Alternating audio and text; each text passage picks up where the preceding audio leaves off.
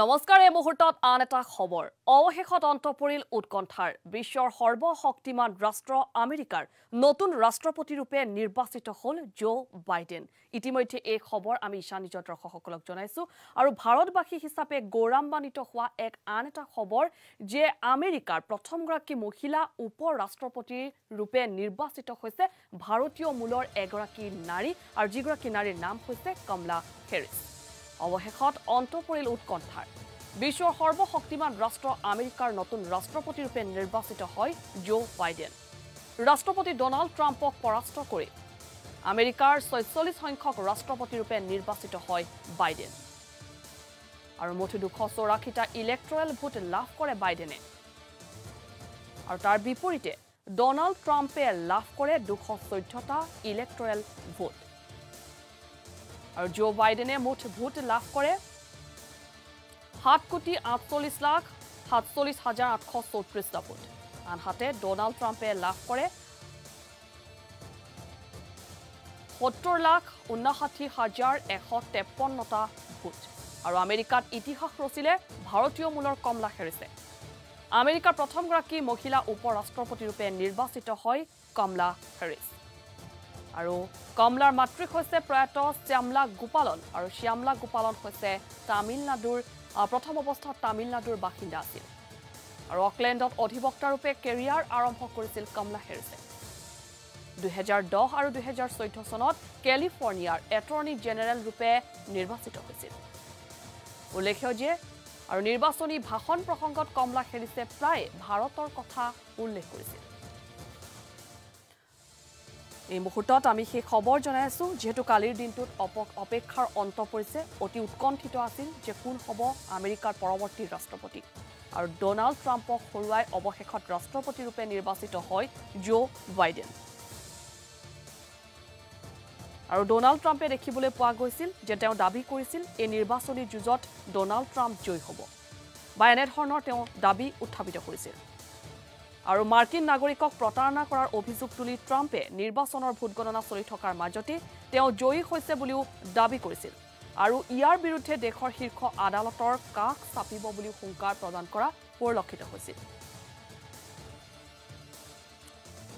আৰু আমেৰিকাৰ এই নিৰ্বাচনত ডোনাল্ড ট্ৰাম্পে মুঠ ভোট লাভ কৰে ৭,৫৯১,৫৩১টা ভোট আৰু তাৰ বিপৰীতে জো বাইডেনে লাভ কৰে ৭,৪৮,৪৭,৮৩৪টাকৈ ভোট আৰু পৰৱৰ্তী মাৰ্কিন ৰাষ্ট্ৰপতি ৰূপে নিৰ্বাচিত হোৱা জো বাইডেনৰ জন্ম হৈছিল ১৯৪২ চনৰ ২০ নৱেম্বৰত আৰু দেশখনৰ ৪৭ সংখ্যক উপ ৰাষ্ট্ৰপতি ৰূপে কৰ্মৰত বাইডেন জানুৱাৰীৰ পৰা মাৰ্কিন সিনেটৰ ৰূপে ১৯৭৩ চনৰ পৰা ২০০৯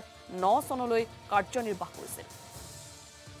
২০২০ চনৰ নিৰ্বাচনত ডেমক্ৰেটিক পাৰ্টি ৰূপে মনোনয়ন লাভ কৰা জো বাইডেন আছিল এগৰাকী ভাল ফুটবল খেলুৱৈ আৰু হাইস্কুলৰ ফুটবল টিমত স্থান লাভ কৰা এটা কেথলিক পৰিয়ালত জন্মগ্ৰহণ কৰিছিল জো বাইডেনে আৰু দুখৰ খবৰ যে ১৯৭২ চনৰ ১৮ ডিচেম্বৰত তেওঁৰ পত্নী লিলিয়া আৰু এবছৰীয়া কন্যা এমিৰ এক পথ দুৰ্ঘটনাত মৃত্যু হৈছিল আনহাতে ভাৰতবাসীক গৌৰৱান্বিত কৰা এটা খবৰ যে আমেৰিকাৰ যুক্তৰাষ্ট্ৰৰ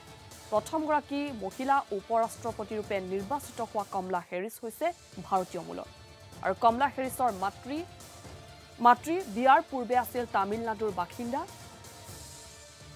আৰু কমলা হেৰিছে যেতিয়া নিৰ্বাচনী প্ৰচাৰ চলাইছিল তেতিয়া তেওঁৰ ভাষণ প্ৰসংগত প্ৰায় ভাৰতৰ কথা উল্লেখ কৰিছিল তেওঁৰ মাতৃৰ মাতৃভূমিৰ কথা উল্লেখ কৰিছিল আৰু মাতৃভূমি যেহেতু তামিলনাডু আছিল আৰু তামিলনাডুৰ কথা প্ৰায় উল্লেখ কৰিছিল কমলা হেৰিছে আৰু আমেৰিকাৰ যুক্তৰাষ্ট্ৰত ইতিহাস ৰচিছে কমলা হেৰিছে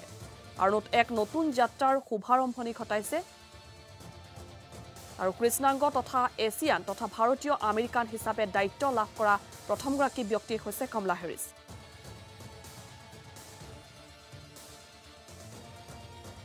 আৰু কমলা হেৰিছৰ মাতৃ শ্যামলা গোপালন তামিলনাডুৰ যেহেতু বাসিন্দা আছিল আৰু অধ্যয়নৰ বাবে যেতিয়া আমেৰিকালৈ গৈছিল তেতিয়াই এক কৃষ্ণাংগৰ সৈতে প্ৰেম বিবাহ হৈছিল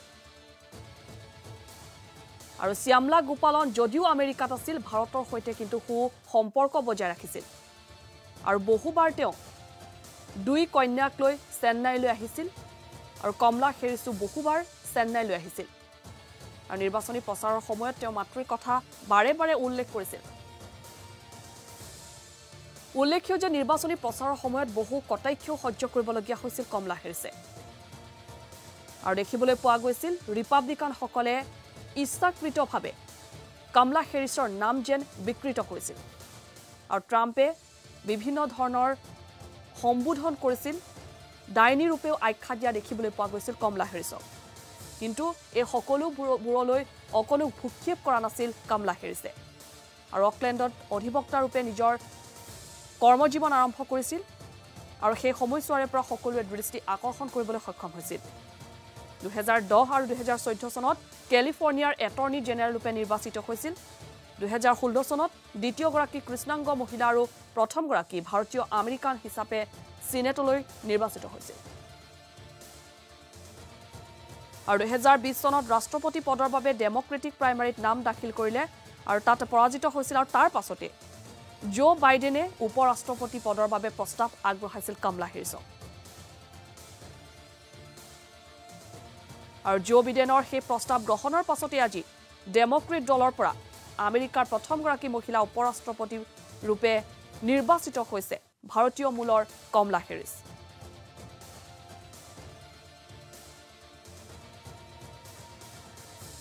আৰু আমেৰিকাৰ ৰাষ্ট্ৰপতি নিৰ্বাচনত তীব্ৰ প্ৰতিদ্বন্দ্বিতা হৈছিল ডেমক্ৰেটিক প্ৰাৰ্থী জো বাইডেন আৰু ৰিপাব্লিকৰ প্ৰাৰ্থী তথা বৰ্তমানৰ ৰাষ্ট্ৰপতি ডোনাল্ড ট্ৰাম্পৰ মাজত